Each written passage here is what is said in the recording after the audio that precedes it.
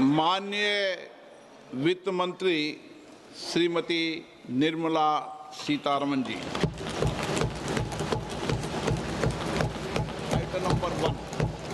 Item number one.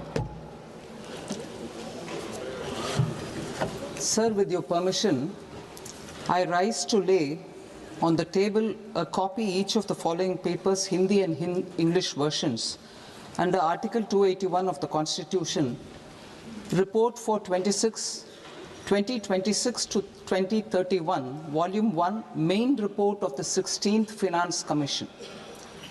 2. Report for 2026-2031, Volume 2, Annexures of the 16th Finance Commission.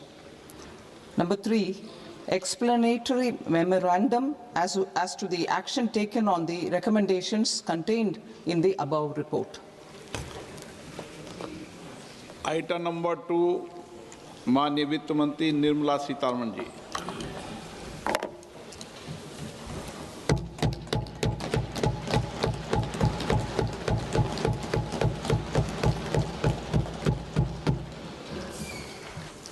Honorable Speaker, sir, on the sacred occasion of Magh Purnima and the birth anniversary of Guru Ravidas, I present the budget for the year 2026-2027.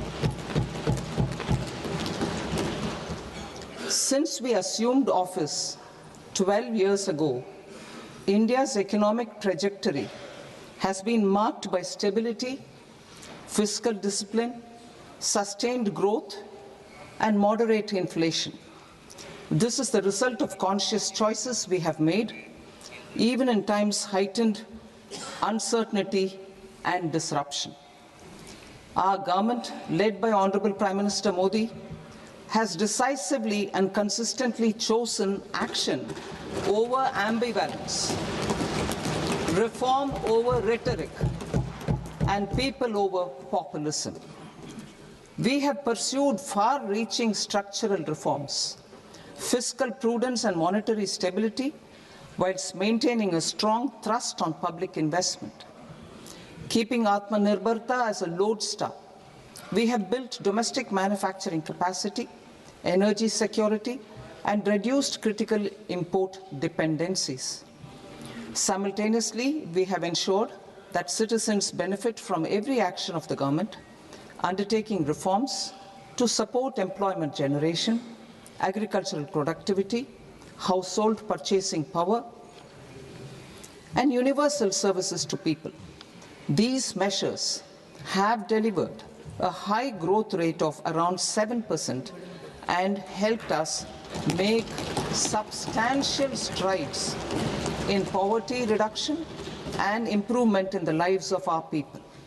Today, we face an external environment in which trade and multilateralism are imperiled and access to resources and supply chains are disrupted.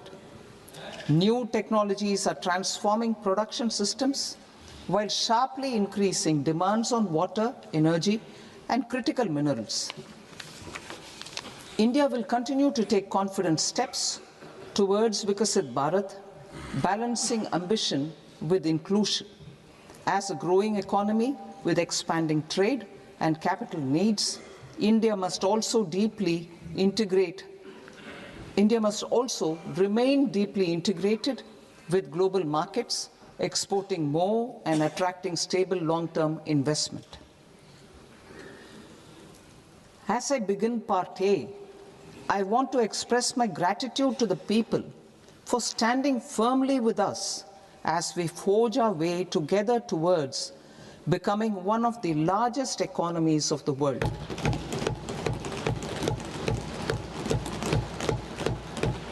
Our aim is to transform aspiration into achievement and potential into performance as we ensure that the dividends of growth reach every farmer, the scheduled caste, the scheduled tribes, the nomads, the youth, the poor, and the women.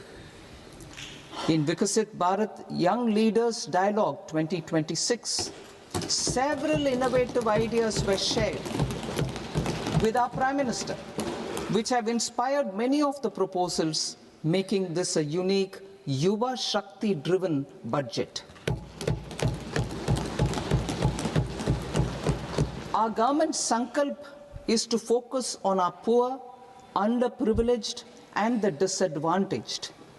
To deliver on this sankalp, and given that this is the first budget prepared in Kartavya Bhavan, we are inspired by three Kartavya. Our first Kartavya is to accelerate and sustain economic growth by enhancing productivity and competitiveness and building resilience to volatile global dynamics. Our second Kartavya is to fulfill aspirations of our people and build their capacity, making them strong partners in India's path to prosperity. Our third Kartavya, aligned with our vision of Sabka Saath, Sabka Vikas, is to ensure that every family, community, region, and sector has access to resources, amenities, and opportunities for meaningful participation. This threefold approach requires a supportive ecosystem. The first requirement is to sustain the momentum of structural reforms, continuous, adaptive, and forward-looking. Second, a robust and resilient financial sector is central to mobilizing savings, allocating capital efficiently, and managing risks. Third, cutting-edge technologies, including AI applications, can serve us as force multipliers for better governance. Reform Express. Our government has undertaken comprehensive reforms towards creating employment, boosting productivity, and accelerating growth. After the Prime Minister's announcement on Independence Day in 2025, over 350 reforms have been rolled out. This includes GST simplification, notification of labor codes, and rationalization of mandatory quality control orders. High-level committees have been formed, and in parallel, the central government is working with the state governments on deregulation and reducing compliance requirements. The Reform Express is well on its way and will maintain its momentum to help us fulfill our Kartavya. I now move to specific proposals. Under our first Kartavya, to accelerate and sustain economic growth, I propose interventions in 6 areas. 1. Scaling up manufacturing in 7 strategic and frontier sectors. 2. Rejuvenating legacy industrial sectors. 3. Creating champion MSMEs. 4. Delivering a powerful push for infrastructure. 5. Ensuring long-term security and stability. And 6. Developing city economic regions. Scaling up of manufacturing in 7 strategic and frontier sectors. Biopharma Shakti, meaning biopharma strategy for health advancement through knowledge, technology, and innovation. India's disease burden is observed to be shifting towards non-communicable diseases like diabetes, cancer, and autoimmune disorders. Biologic medicines are key to longevity and quality of life at affordable costs. To develop India as a global biopharma manufacturing hub,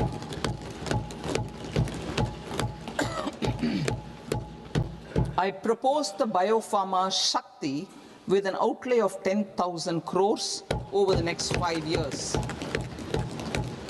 This will build the ecosystem for domestic production of biologics and biosimilars.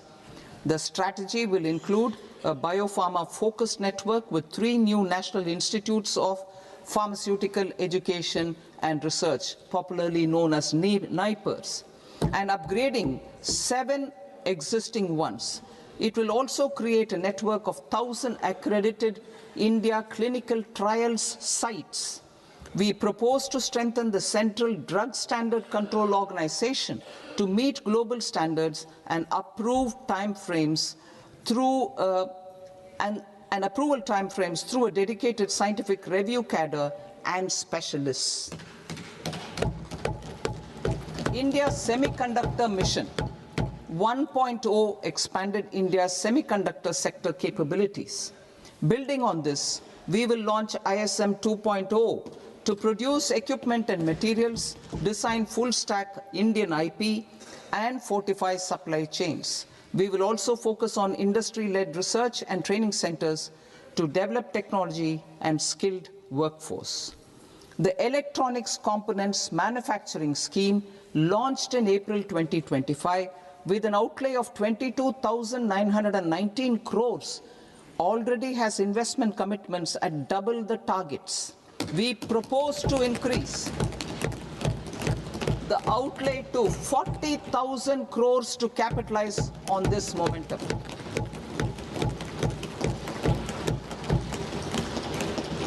A scheme for rare earth permanent magnets was launched in 2025 November.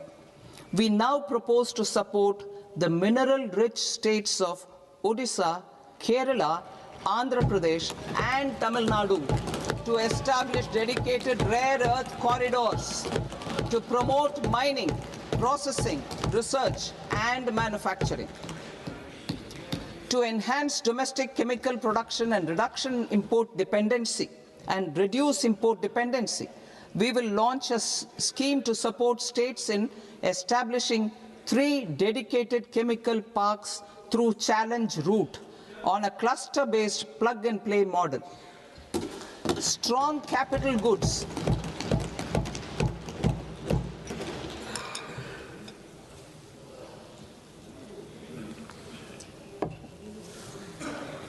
Strong capital goods capability is a determinant of productivity and quality across different sectors. Towards building this capacity, I propose the following. High-tech tool rooms will be established by central public sector enterprises at 2 locations as digitally enabled automated service bureaus that locally design, test, and manufacture high-precision components at scale and at lower cost.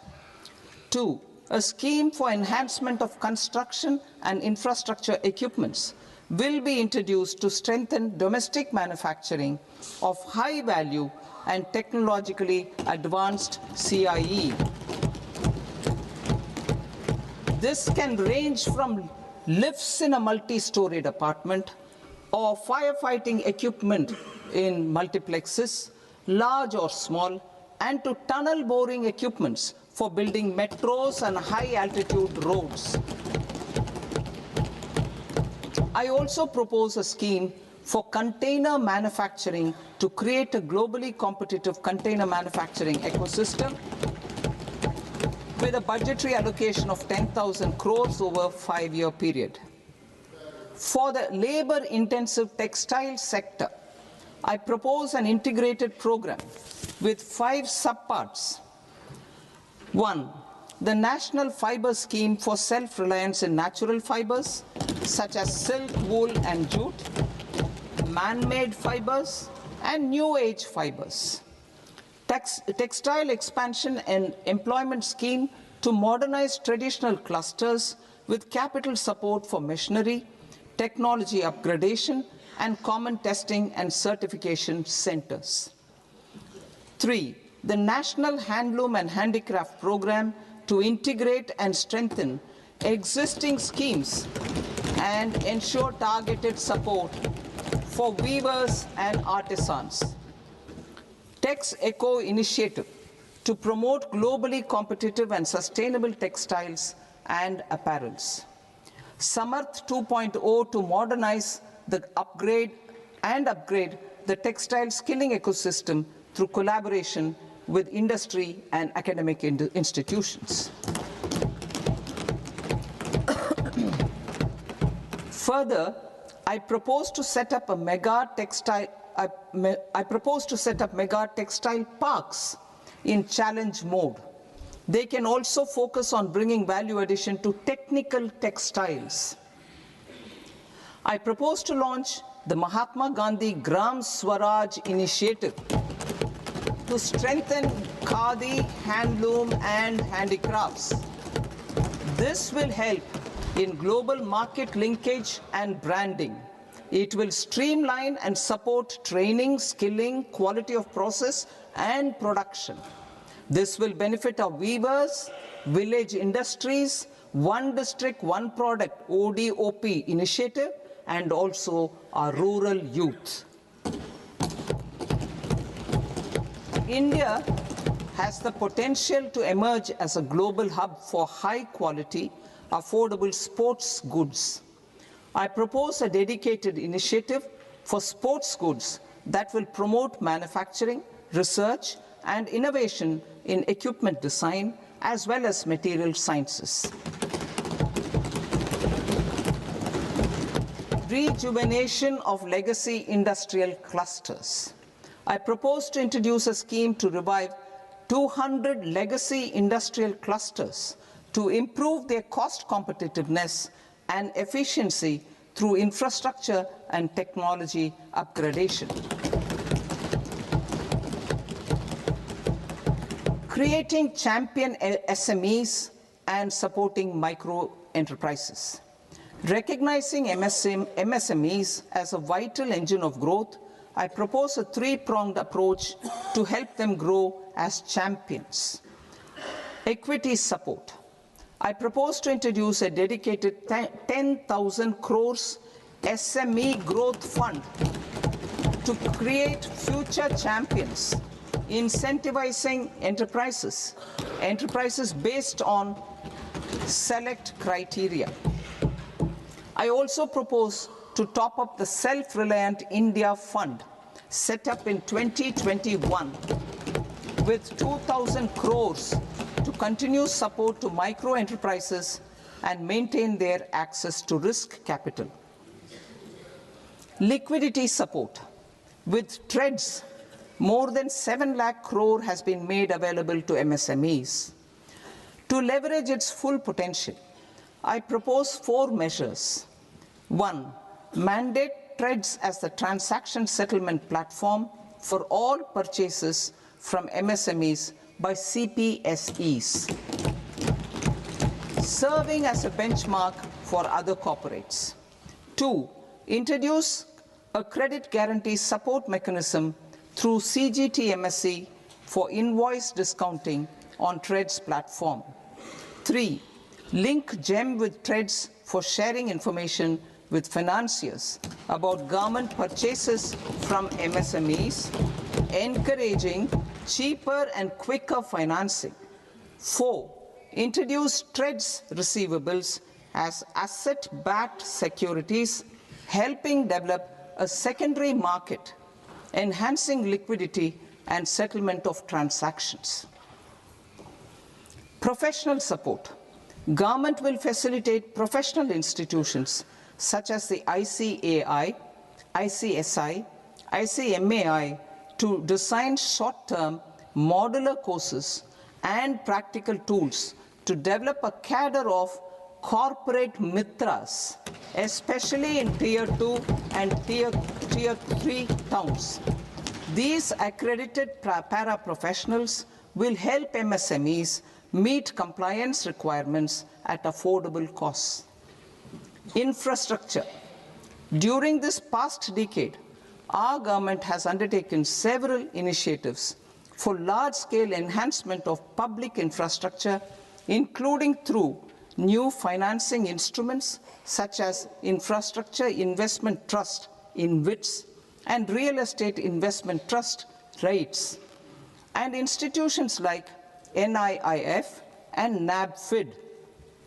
We shall continue to focus on developing infrastructure in cities with over 5 lakh population, that is Tier 2, Tier 3 cities, which have expanded to become growth centers.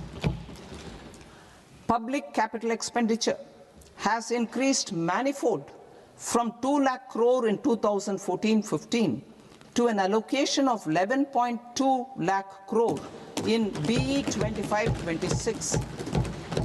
In this coming year, that is financial year 2026-27, I propose to increase it to 12.2 lakh crores to continue the momentum.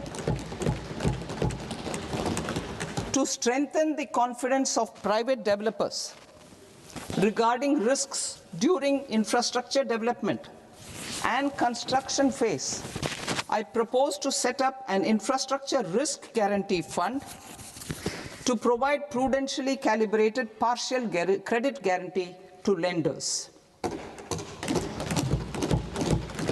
Over the years, RITES have emerged as a successful instrument for asset monetization. I propose to accelerate recycling of significant real estate assets of the CPSEs through the setting up of dedicated RITES. To promote environmentally sustainable movement of cargo, I propose to 1. Establish new dedicated freight corridors connecting Dankuni in the east to Surat in the west. Operationalize 20 new national waterways over the next 5 years, starting with National Waterways 5 in Orissa to connect mineral-rich areas of Talcher and Angul and industrial centers like Kalinga Nagar to the ports of Paradip and Dhamra. Training institutes will be set up as regional centers of excellence for development of required manpower for these waterways. This will benefit youth in the entire stretch of the waterways to train and acquire skills. Further, a ship repair ecosystem catering to inland waterways will also be set up at Varanasi and Patna. And C, launch a coastal cargo promotion scheme for incentivizing a modal shift from rail to road to increase the share of inland waterways and coastal shipping from 6% to 12% by 2047. To enhance last mile and remote connectivity and promote tourism, I propose to give incentives to indigenize manufacturing of seaplanes. A seaplane VGF scheme will be also introduced to provide support for operations. Carbon capture, utilization and storage. Aligning with the roadmap launched in December 2025, the carbon capture, utilization and storage technologies at scale will achieve higher readiness and in end-use application across 5 industrial sectors, including power, steel, cement, refineries, and chemicals. An outlay of 20,000 crore is proposed over the next 5 years for this purpose. City economic regions. Cities are India's engines of growth, innovation, and opportunities. We shall now focus on Tier 2, Tier 3 cities, and even temple towns, which need modern infrastructure and basic amenities. This budget aims to further amplify the potential of cities to deliver the economic power of agglomerations by mapping city economic regions based on their specific growth drivers. An allocation of 5,000 crore per CER over 5 years is proposed for implementing their plans through a challenge mode with a reform-cum-result-based financing mechanism. In order to promote environmentally sustainable passenger systems, we will develop 7 high-speed rail corridors between cities as growth connectors, namely Mumbai to Pune, Pune to Hyderabad, Hyderabad to Bengaluru, Hyderabad to Chennai, Chennai to Bengaluru, Delhi to Varanasi, Varanasi to Siliguri.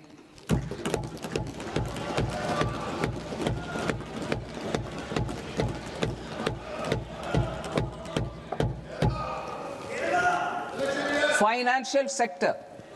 The Indian banking sector today is characterized by strong balance sheet, historic highs in profitability, improved asset quality, and coverage exceeding 98% of villages in the country. At this juncture, we are well placed to futuristically evaluate the measures needed to continue on the path of reform-led growth of this sector. I propose setting up a high-level committee on banking for Vikasit Bharat. High-level committee on banking for Vikasit Bharat to comprehensively review the sector and align it with India's next phase of growth, while safeguarding financial stability, inclusion, and consumer protection. The vision for NBFCs for Vikasit Bharat has been outlined with clear targets for credit disbursement and technology adoption in order to achieve scale and improve efficiency in the public sector NBFCs. As a first step, it is proposed to restructure the Power Finance Corporation and Rural Electrification Corporation. I propose a comprehensive review of the foreign exchange management non-debt instruments rules to create a more contemporary, user-friendly framework for foreign investments consistent with India's evolving economic priorities. Corporate bond market. I propose to introduce a market-making framework with suitable access to funds and derivatives on corporate bond indices. I also propose to introduce total return swaps on corporate bonds. Municipal bonds. To encourage the issuance of municipal bonds of higher value by larger cities, I propose an incentive of 100 crore rupees for a single bond issuance. 100 crore rupees for a single bond issuance of more than 1,000 crore. The current scheme under Amrit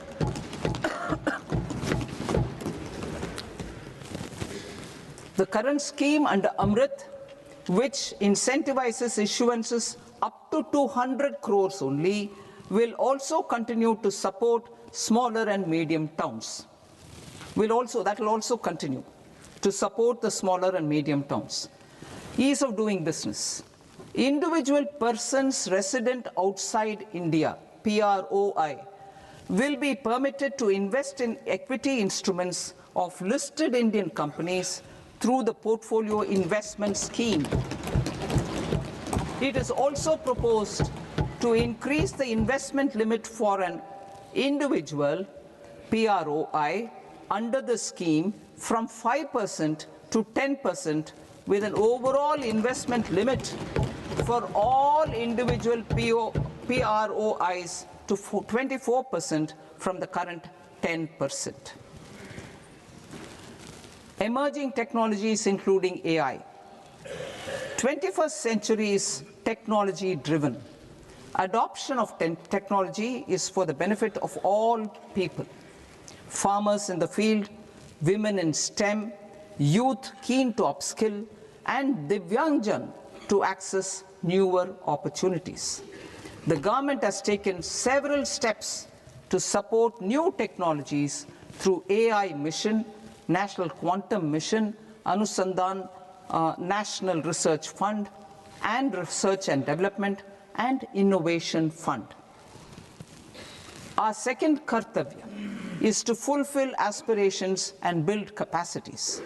Close to 25 crore individuals have come out of multi-dimensional poverty through a decade of our government's sustained and reform-oriented efforts.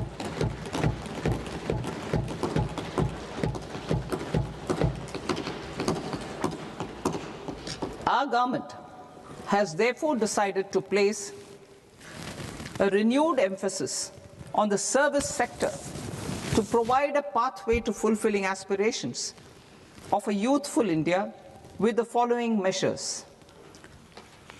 I propose to set up a high-powered Education to Employment and Enterprises Standing Committee to recommend measures that focus on services sector as a core driver of Vikasit Bharat. This will make us a global leader in services with a 10% global share by 2047. The committee will prioritize areas to optimize the potential for growth, employment, and exports. They will also assess the impact of emerging technologies, including AI, on jobs and skill requirements and propose measures thereof. To create a range of skilled career pathways, a new range of skilled career pathways for our youth, I propose interventions in the following sectors. Health. Existing institutions for allied health professionals will be upgraded and new AHP institutions established in private and government sectors. This will cover 10 selected disciplines, including optometry, radiology, anesthesia, OT technology, applied psychology and behavioral health, and add 1 lakh AHPs over the next 5 years. A strong care system covering geriatric and allied care services will be built. A variety of NSQF-aligned programs will be developed to train multi-skilled caregivers, combining core care and allied skills such as wellness, yoga, and operation of medical assistive devices. In the coming year, 1.5 lakh caregivers will be trained.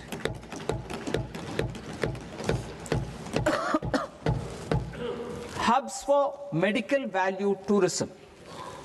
To promote India as a hub for medical tourism services, I propose to launch a scheme to support states in establishing 5 regional medical hubs in partnership with the private sector. These hubs will serve as integrated healthcare complexes that combine medical, educational, and research facilities.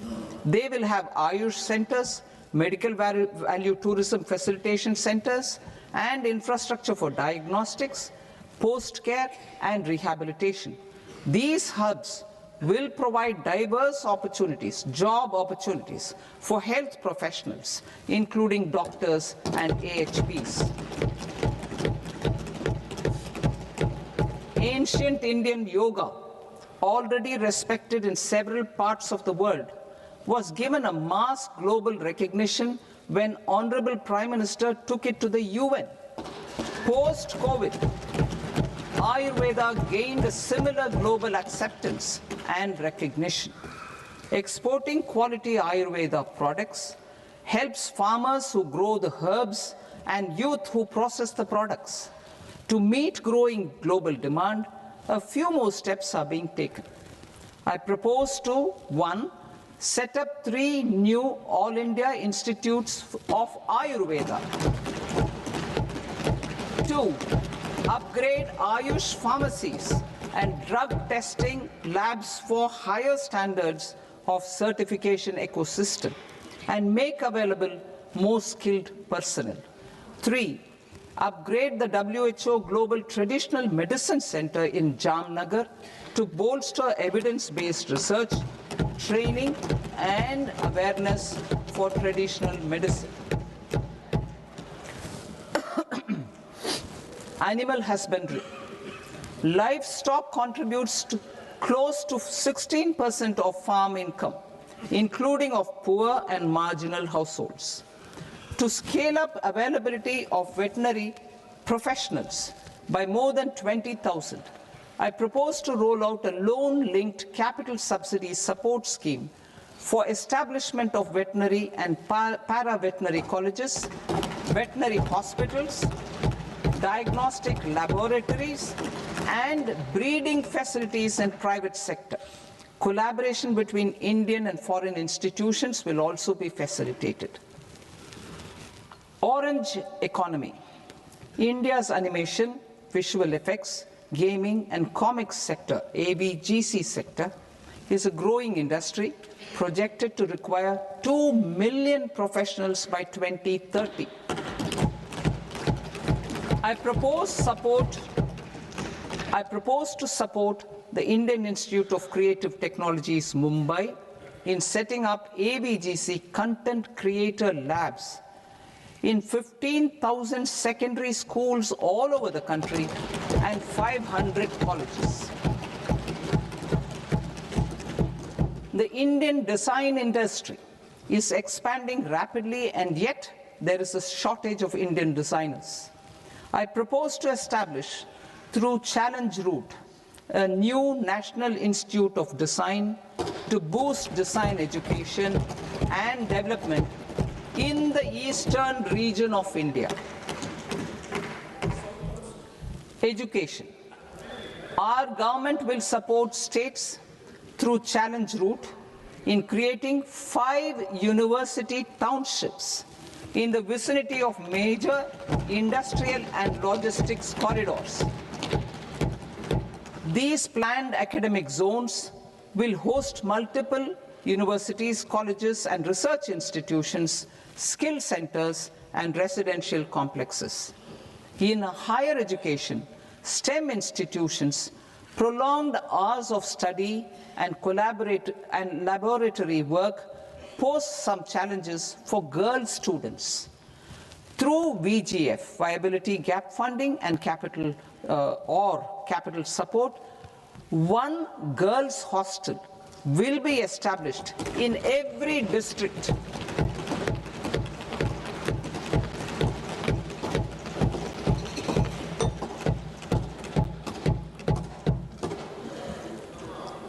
To promote astrophysics and astronomy via immersive experiences, 4 telescope infrastructure facilities will be set up or upgraded. The National Large Solar Telescope, the National Large Optical Infrared Telescope, the Himalayan Chandra Telescope, and the Cosmos 2 Planetarium. Tourism.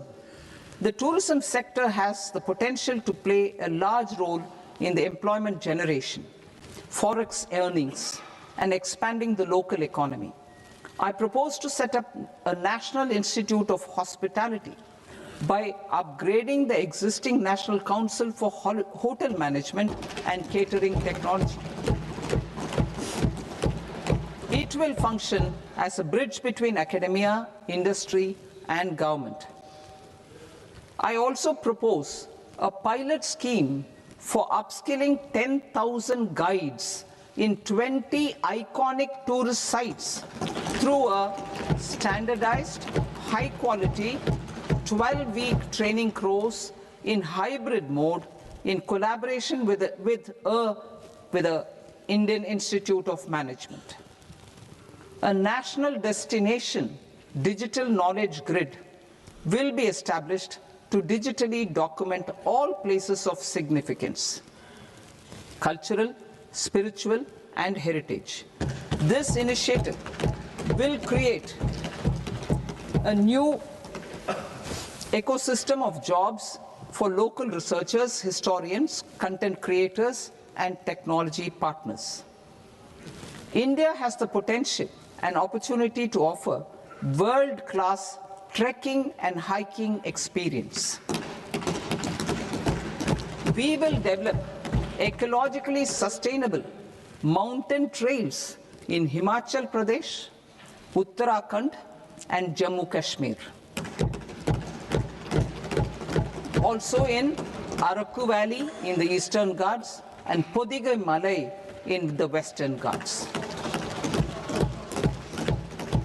Turtle trails along key nesting sites in the coastal areas of Odisha, Karnataka, and Kerala.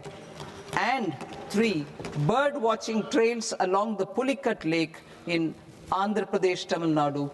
It's on the border. Under the visionary leadership of Honorable Prime Minister, we established the International Big Cat Alliance in 2024.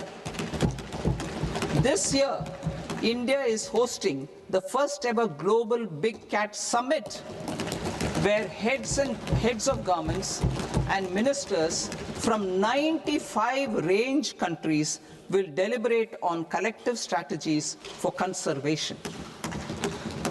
Heritage and culture tourism.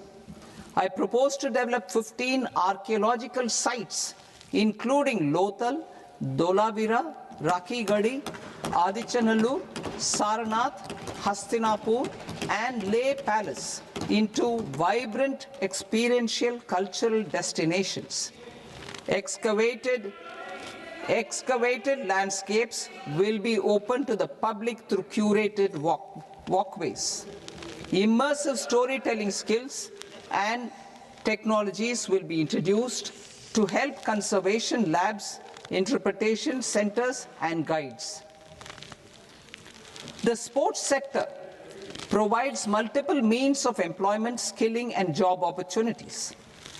Taking forward the systematic nurturing of sports talent, which is set in motion through the Khelo India program earlier, I propose to launch a Khelo India mission to transform the sports sector over the next decade. The mission will facilitate an integrated talent development pathway supported by training centers, which are foundational, intermediate, and elite levels. B, systematic development of coaches and support staff. C, integration of sports science and technology. D, competitions and leagues to promote sports culture and provide platforms. And E, development of sports infrastructure for training and competition. Our third Kartavya aligns with our vision of Sabka Saath, Sabka Vikas towards Vikasit Bharat. This requires targeted efforts for 1, increasing farmer incomes through productivity enhancement and entrepreneurship, with special attention to small and marginal farmers. B, empowering Divyangjan through access to livelihood opportunities, training, and high-quality assistive devices. C, empowering the vulnerable to access mental health and trauma care. D, focus on the Purvodaya states and the Northeast region to accelerate development and employment opportunities. Fisheries. We will undertake initiatives for integrated development of 500 reservoirs and Amrit Sarovars. 2, strengthen the fisheries value chain in coastal areas and enable market linkages involving startups and women-led groups together with fish farmer producer organizations. Animal husbandry. To provide quality employment opportunities in rural and peri-urban areas, we will support the animal husbandry sector in entrepreneurship development through A, a credit-linked subsidy program, B, scaling up and modernization of livestock enterprises, C, enhanced creation of livestock, dairy, and poultry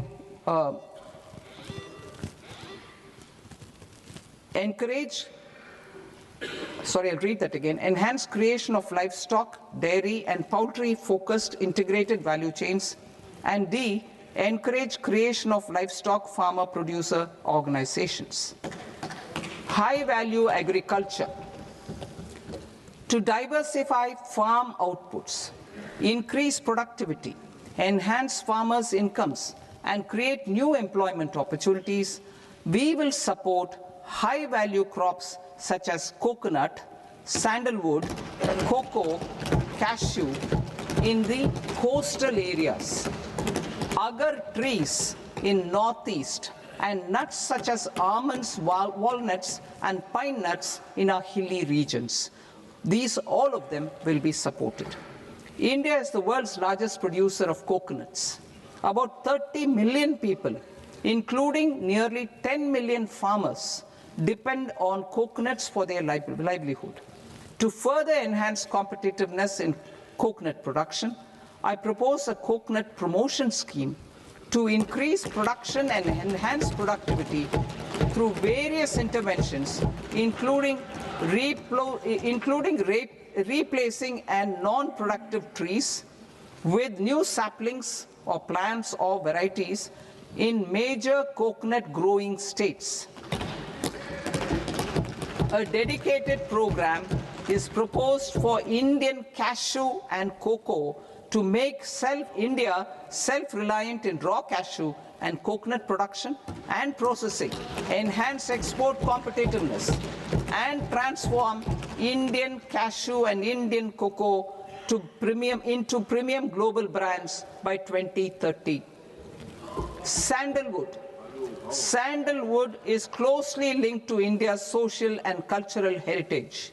Our government will partner with state governments to promote focused cultivation and post-harvest processing to restore the glory of the Indian sandalwood ecosystem, to rejuvenate old, low-yielding orchards, and expand high-density cultivation of walnuts, almonds, and pine nuts.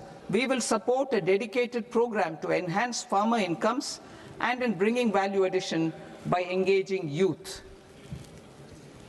Bharat Vistar, that is virtually integrated system to access agricultural resources. I propose to launch Bharat Vistar, a multilingual AI tool that shall integrate the AgriStack portals and the ICAR package on agricultural practices with AI systems. This will enhance farm productivity, enable better decisions for farmers, and reduce risk by providing customized advisory support. She Marts for rural women-led enterprises.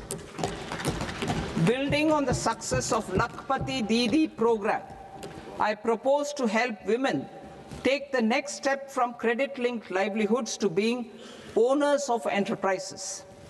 Self-help entrepreneur, She Marts will be set up as community-owned retail outlets within the cluster-level federations through enhanced and innovative financing instruments. Empowering Divyangjan. Divyangjan Kaushal Yojana. Information technology, AVGC sectors, hospitality and food and beverages sectors often offer task-oriented and process-driven roles which are suitable for Divyangjan. We will ensure dignified livelihood opportunities through industry-relevant and customized training specific to each Divyangjan group. Divyang Sahara Yojana. Timely access to high-quality assistive devices for all eligible Divyangjan is a fundamental need. I propose to 1. Support the Artificial Limbs Manufacturing Corporation of India, ALIMCO, to set up and to scale up production of assistive devices, invest in R&D and AI integration, strengthen PM Divyasha Kendras, and support setting up of assistive technology marts as modern retail style centers where Divyangjan and senior citizens can see, try, and purchase assistive products.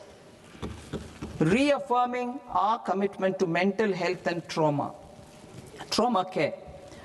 There are no national institutes for mental health care in North India. We will therefore set up a NIMHANS 2 and also upgrade national mental health institutes in Ranchi and in Tezpur as regional apex institutions. Emergencies expose families, particularly the poor and vulnerable, to unexpected expenditure. We will strengthen and increase these capacities by 50% in district hospitals by establishing emergency and trauma care centers. Focus on Purvodaya states and northeastern regions. Purvodaya, I propose the development of an integrated East Coast industrial corridor with a well-connected node at Durgapur, creation of 5 tourism destinations in 5 Purvodaya states, and the provision of 4,000 e-buses. Buddhist sites in northeastern region. The northeastern region is a civilizational confluence of Theravada and Mahayana or Vajrayana traditions. I propose to launch a scheme for development of Buddhist circuits in Arunachal Pradesh, Sikkim, Assam, Manipur, Mizoram, and Tripura. The scheme will cover preservation of temples and monasteries, pilgrimage interpretation centers, connectivity, and pilgrim amenities. 16th Finance Commission. On 17th November 2025, the 16th Finance Commission submitted its report to the President. As mandated under Article 281 of the Constitution, the government is to lay the report along with the explanatory memorandum on the action taken report on the recommendations of the Commission in Parliament, which, Sir, Honourable Speaker, you've allowed me to do at the commencement of this session. The government has accepted the recommendation of the Commission to retain the vertical share of devolution at 41%. As recommended by the Commission, I have provided 1.4 lakh crores of rupees to the states for the year 2026-2027 as Finance Commission grants. These include rural and urban local body and disaster management grants. Fiscal consolidation. Government has been delivering on our fiscal commitments consistently without compromising on social needs. To strive towards accepted standards of fiscal management in Budget 25-26, I had indicated that the central government would target reaching a debt to GDP ratio of 50 plus or minus 1% by 2030-31. In line with this, the debt to GDP ratio is estimated to be 55.6% of GDP in BE 26-27, compared to 56.1% of GDP in RE 25-26. A declining debt to GDP ratio will gradually free up resources for priority sector lending and expenditure by reducing the outgo on interest payments. One of the main operational instruments for debt targeting is the fiscal deficit. I am happy to inform this august House that I fulfilled my commitment made in 2021-2022 to reduce fiscal deficit below 4.5% of GDP by 25-26. In RE 25-26, the fiscal deficit has been estimated at par with BE of 2025-26 at 4.4% of GDP. In line with the new fiscal prudence path of debt consolidation, the fiscal deficit in BE 26-27 is estimated to be 4.3% of the GDP.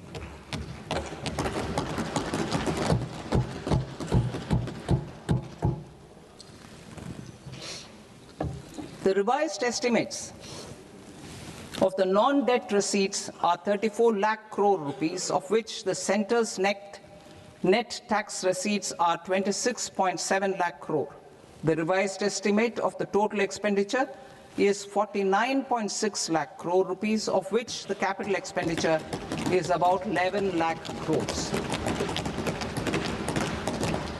Budget estimates 2026 to 2027. Coming to 26-27, the non-debt receipts and the total expenditure are estimated as 36.5 lakh crore and 53.5 lakh crore respectively. The centre's net tax receipts are estimated at 28.7 lakh crore rupees. To finance the fiscal deficit, the net market borrowings from dated securities are estimated at 11.7 lakh crore rupees. The balance financing is expected to come from small savings and other sources. The gross market borrowings are estimated at 17.2 lakh crore rupees. I'll now move to Part B. Part B, direct taxes.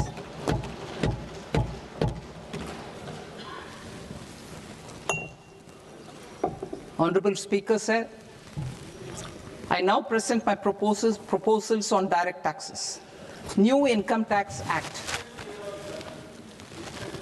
In July 2024, I announced a comprehensive review of the Income Tax Act 1961. This was completed in a record time, and the Income Tax Act 2025 will come into effect from 1st April 2026. The simplified income tax rules and forms will be notified shortly, giving adequate time to taxpayers to acquaint themselves with its requirements. The forms have been redesigned such that ordinary citizens can comply without difficulty. Ease of living. I propose that any interest awarded by the Motor Accident Claims Tribunal to a natural person will be exempt from income tax, and any TDS on this account will be done away with. I propose to reduce TCS rate on the sale of overseas tour program package from the current 5% and 20% to 2% without any stipulation of amount. I propose to reduce TCS rate for pursuing education and for medical purposes under the Liberalized Remittance Scheme, popularly known as LRS, from 5% to 2%.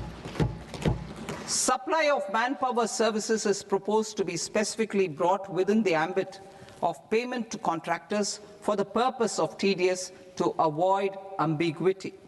Thus, TDS on these services will be at the rate of either 1% or 2% only.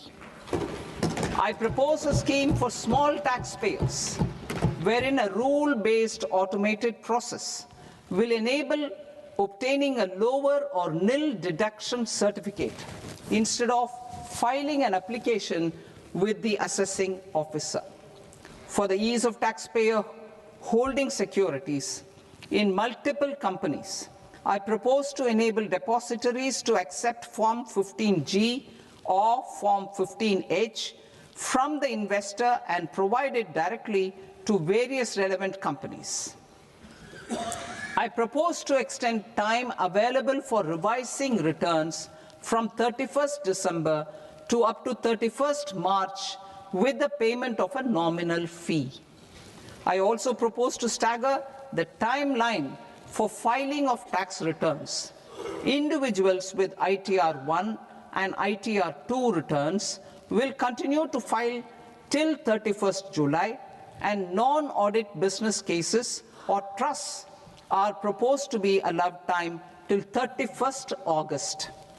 TDS on sale of immovable property by a non-resident is proposed to be deducted and deposited through resident buyers and his or her PAN-based challan instead of requiring a TAN, which is a temporary accounting number.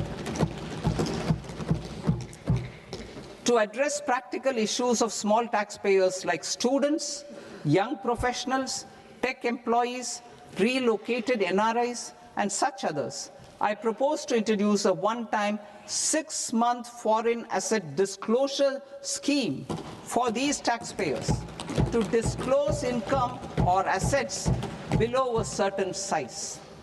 This scheme would be applicable for two categories of taxpayers, namely, A, who did not disclose their overseas income or assets, and B, who disclosed their overseas income and or paid due tax but could not declare the asset acquired. For category A, the limit of undisclosed income or asset is proposed to be up to 1 crore rupees.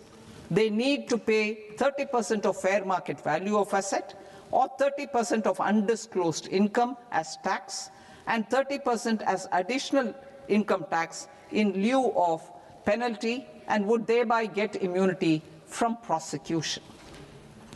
For category B, asset value is proposed to be up to 5 crore rupees. Here, immunity from both penalty and prosecution will be available with a payment of fee of 1 lakh rupees. Rationalizing penalty and prosecution. Multiplicity of proceedings are hindrance to the ease of doing business. I propose to integrate assessment and penalty proceedings by way of a common order for both. There will be no interest liability on the taxpayer on the penalty amount for the period of appeal before the first appellate authority, irrespective of the outcome of appeal process. Further, quantum of prepayment is being reduced from 20% to 10% and will continue to be calculated only on core tax demand. As an additional measure for reducing litigation, I propose to allow taxpayers to update their returns even after reassessment proceedings have been initiated and an additional 10% tax rate over and above the rate applicable for the relevant year. The assessing officer will then use only this updated return in his proceedings. There is already a framework for immunity from penalty and prosecution in the cases of underreporting. I propose to apply this framework for immunity to misreporting too. However, in such a case, the taxpayer will need to pay 100% of the tax amount as an additional income tax over and above the tax and interest due. Penalties for certain technical defaults, such as failure to get accounts audited, non-furnishing of transfer pricing audit report, and default in furnishing statement for financial transactions are proposed to be converted into fee.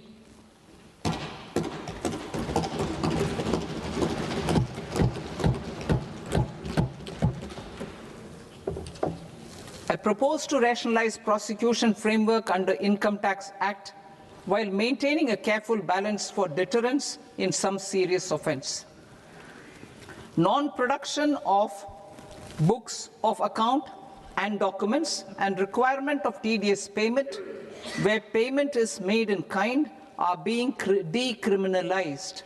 Further, minor offences will attract fine only. The remaining prosecutions will be graded commensurate with the quantum of offence. They will entail only simple imprisonment with maximum imprisonment reduced to 2 years and power to courts to convert even those into fines. There is no penalty. There is no penalty presently for non-disclosure of non-immovable foreign assets with aggregate value less than 20 lakh rupees. I propose to also provide them with immunity from prosecution with retrospective effect from 1/10/2024.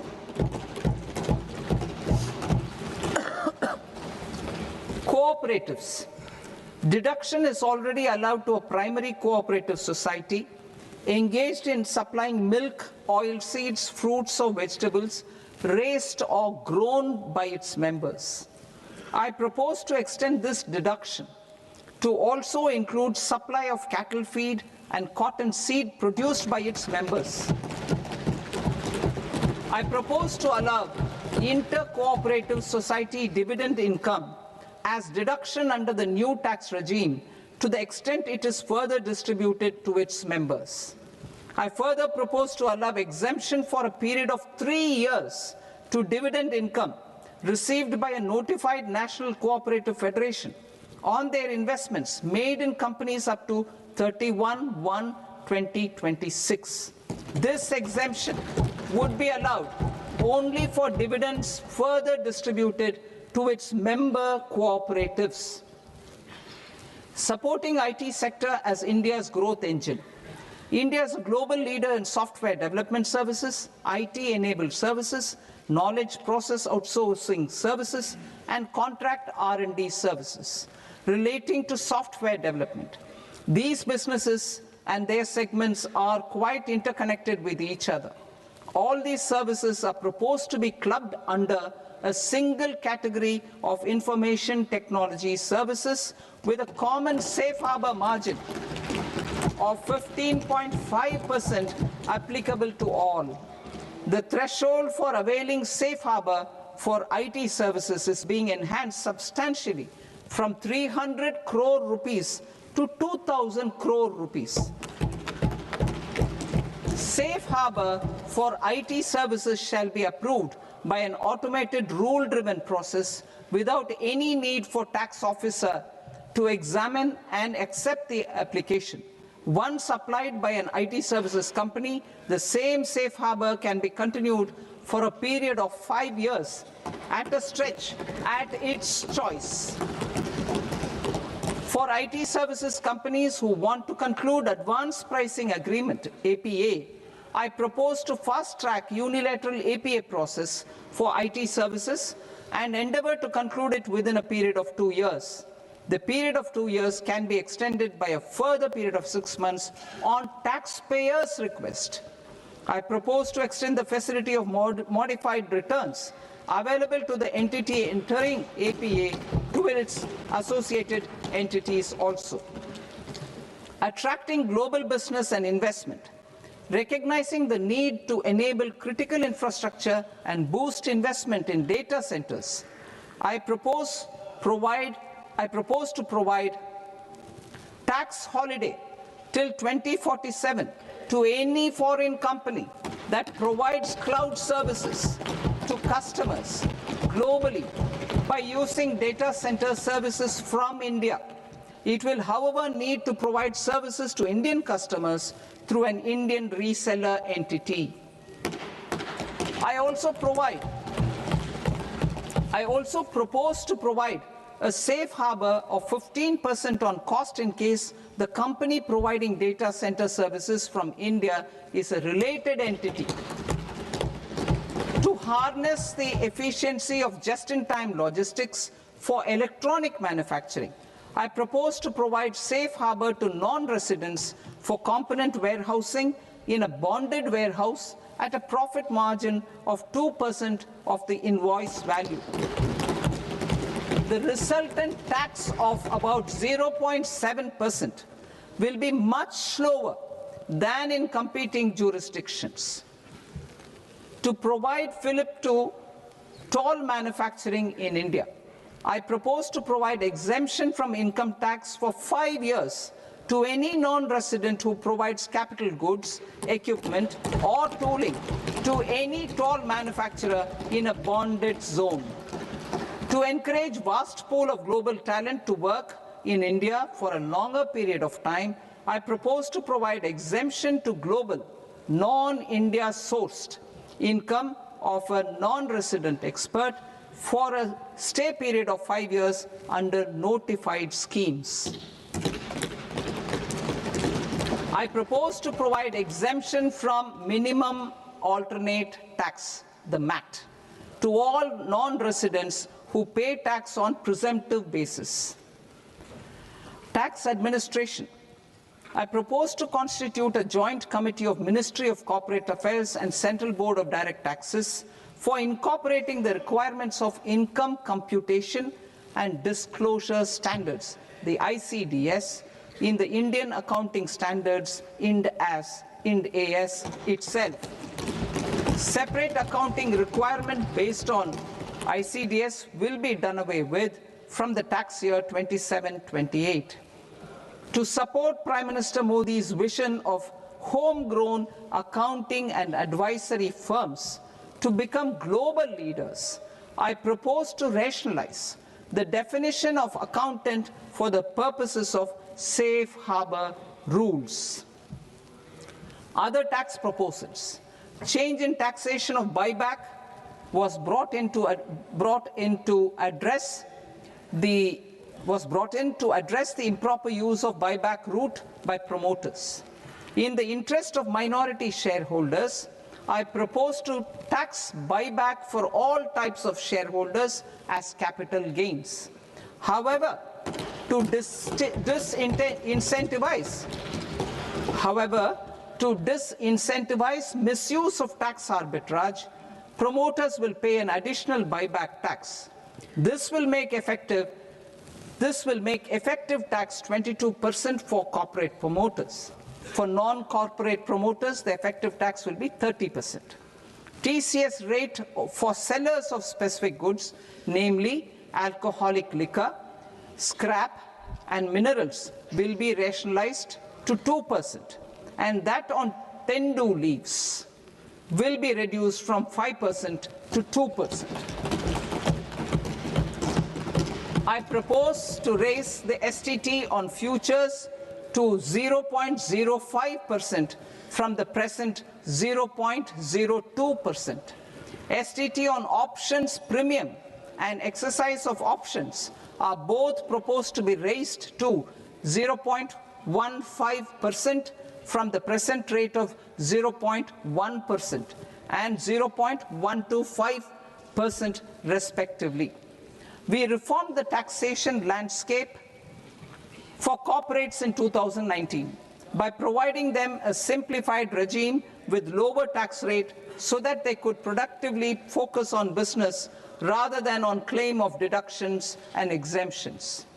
To encourage companies to shift to the new regime, set-off of brought forward MAT credit, minimum alternate tax credit, is proposed to be allowed to companies only in the new regime. Set-off using available MAT credit is proposed to be allowed to an extent of 1/4 of the tax liability in the new regime.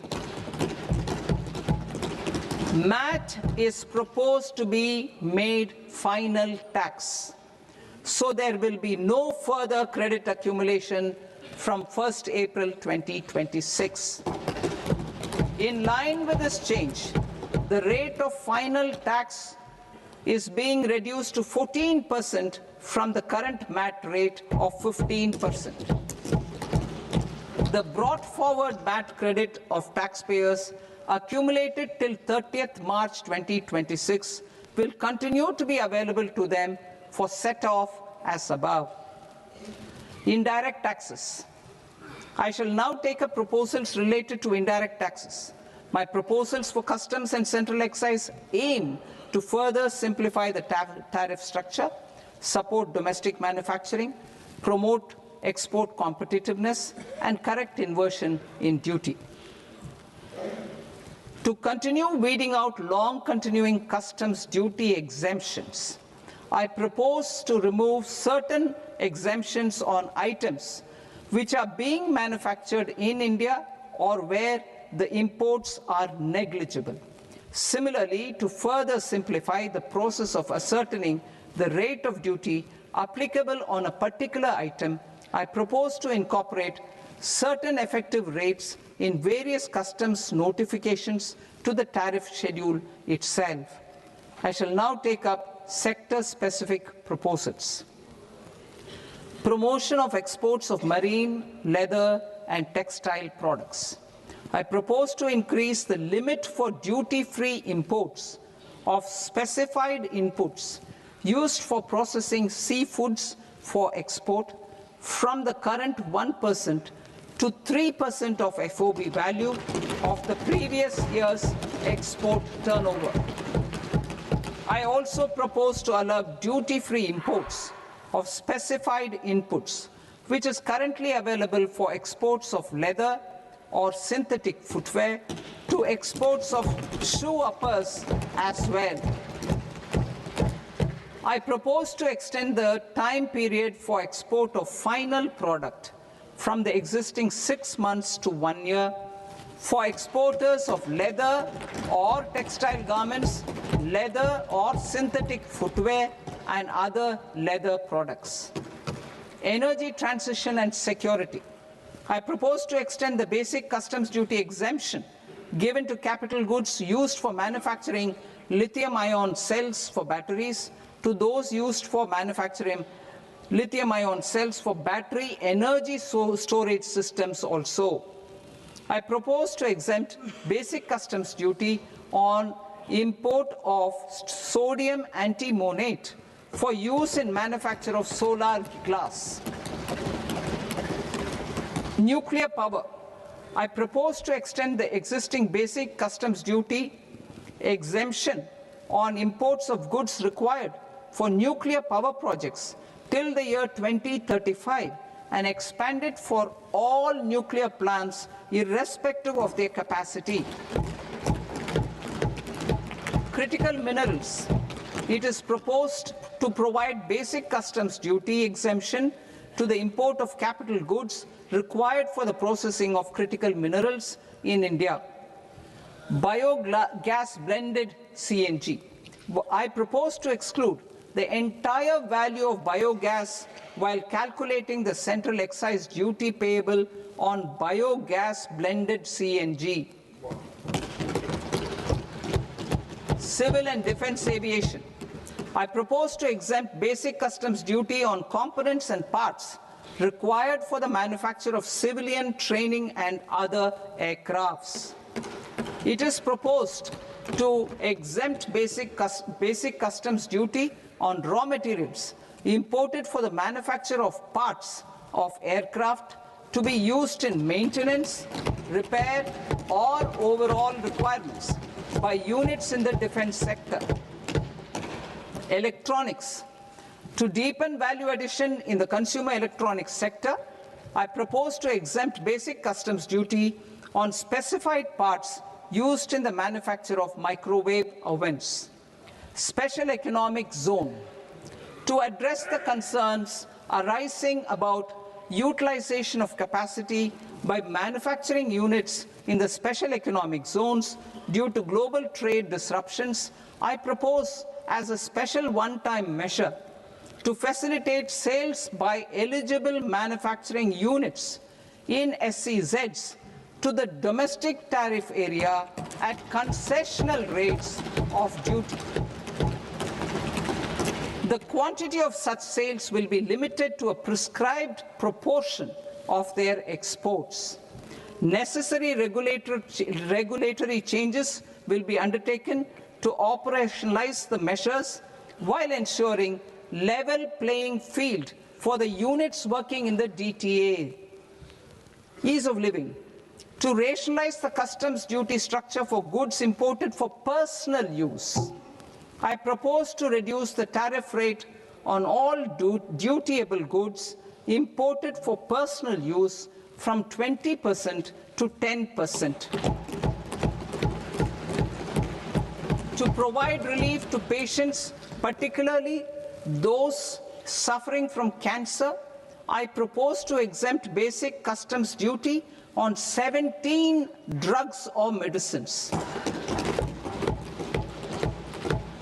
I propose also to add 7 more rare diseases for the purposes of exempting import duties on personal imports of drugs, medicines, and food for special medical purposes used in their treatment. Customs process. India's role and share in the global trade is poised for a major leap in line with our ambition and journey towards Viksit Bharat. In this regard, I propose many measures for custom processes to have minimal intervention for smoother and faster movement of goods and greater certainty to the trade. Trust-based systems. I propose to enhance duty deferral period for Tier 2 and Tier 3 authorized economic operators, known as AEOs, from 15 days to 30 days. I propose to provide eligible manufacturer importers the same duty deferral facility. This should encourage them to get themselves accredited as a full-fledged Tier 3 AEO in due course. To provide greater certainty and for better business planning, I propose to extend validity period of advance ruling binding on customs from the present 3 years to 5 years. In the spirit of the whole of government approach,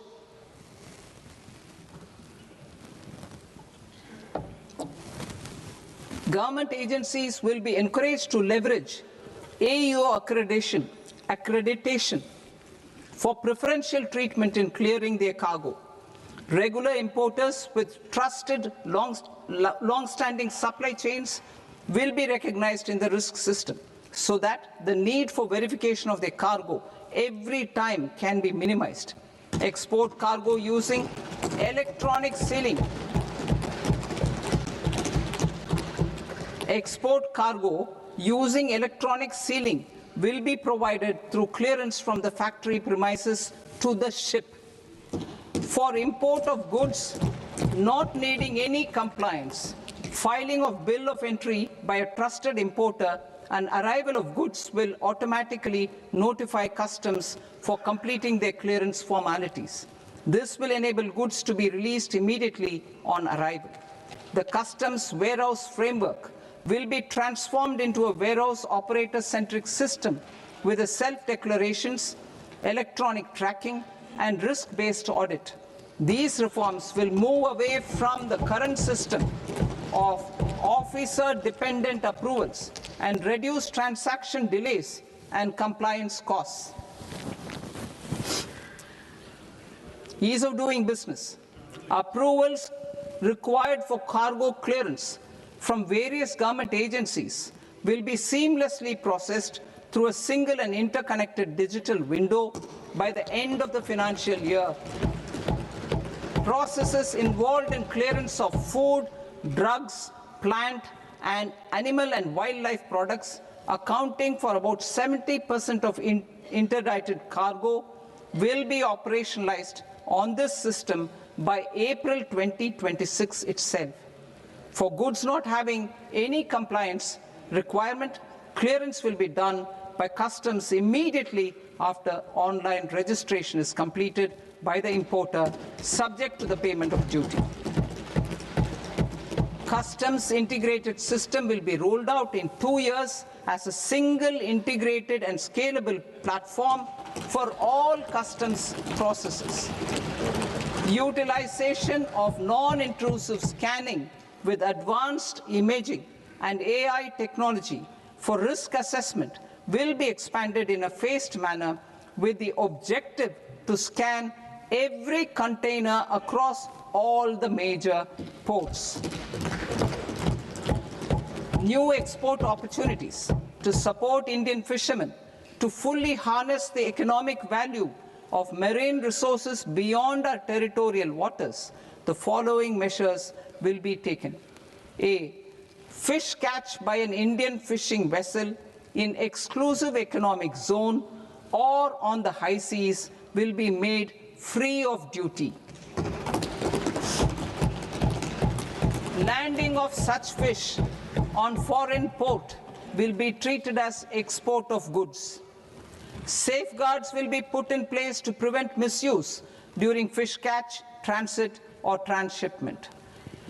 To support aspirations of India's small businesses, artisans, and startups to access global markets through e-commerce, I am pleased to announce complete removal of the current value cap of 10 lakh rupees per consignment on courier exports.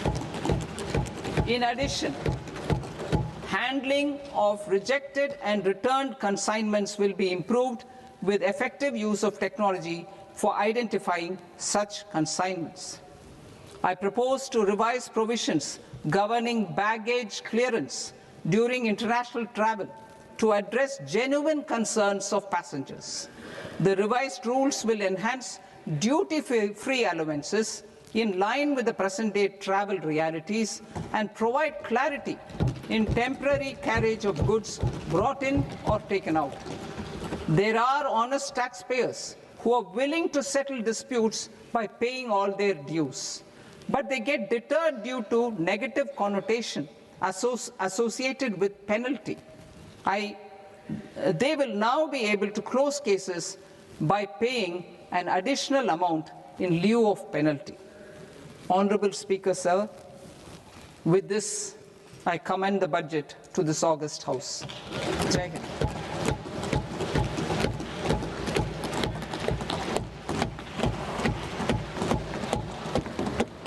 1.5 hours. Item number 3 माननीय वित्त मंत्री जी।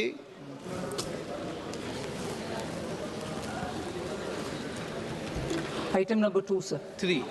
3. Sir, with your permission, I rise to lay on the table of the following statements under Section 3, 1 of the Fiscal Responsibility and Budget Management Act of 2003, medium-term fiscal policy cum fiscal policy strategy statement, and macroeconomic framework statement. Item number 4 माननीय वित्त मंत्री जी। Sir, with your permission, I move for leave to introduce the Finance Bill 2026. प्रश्न ये कि विधेयक को पुनर्स्थापित करने की अनुमति प्रदान की जाए। जो सदस्य इस पक्ष में हाँ गए, जो सदस्य विरोध में ना गए, मेरे विचार में निर्णय हाँ वालों के पक्ष में हाँ वालों के पक्ष में अनुमति प्रदान की जाती है। माननीय मंत्री जी, अब विधेयक पुनर्स्थापित करें। Sir, I introduce the bill. माननीय सदस्यगण, आपको सूचित किया जाता है कि माननीय वित्त मंत्री जी के बजट भाषण की कॉपी पब्लिकेशन काउंटर पर ली जाती है। बजट भाषण और बजट से संबंधित दस्तावेज आपके मोबाइल फोन और मेंबर पोर्टल्स पर ही उपलब्ध है। सभा की कार्रवाई कल सोमवार दिनांक 2 फरवरी 2026 को प्राप्त 11 बजे तक के लिए स्थगित की जाती है।